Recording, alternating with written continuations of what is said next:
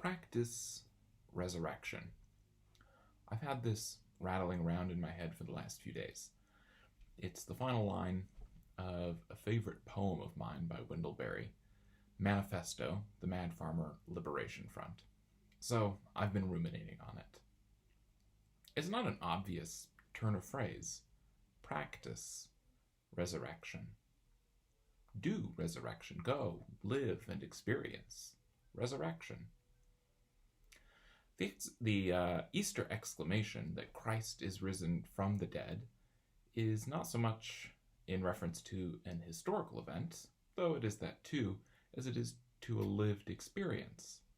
Note the use of the present tense, is.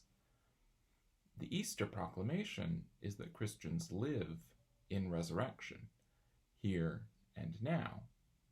It is also to live in hope of things to come. The poet says, laugh. Laughter is immeasurable.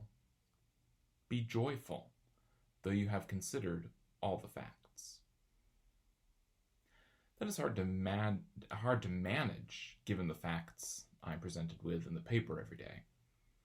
And yet, Jesus consoles his anxious disciples in the upper room. Do not let your hearts be troubled. Believe in God, believe also in me. In my Father's house there are many dwelling places. Is this the work of resurrection? It's not blithe ignorance of facts. It's a life of hope when all seems lost. Hope does not ignore the suffering of the present. But Jesus doubles down, just in case that was too easy. Very truly I tell you, the one who believes in me will also do the works that I do, and in fact will do greater works than these. Greater works? How is your new hobby of walking on water coming along? Perhaps what Jesus has in mind here is the work of resurrection.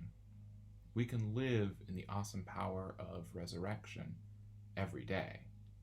We can bring new life, even if we may never see the fruit. The power of the resurrected Christ continues to work in the body of the church across time and space. It is an experience more than a historical event. Invest in the millennium, plant sequoias. Easter should give us a jolt. It should remind us of our vocation. It's not easy, but there are 50 days to practice resurrection. Be well,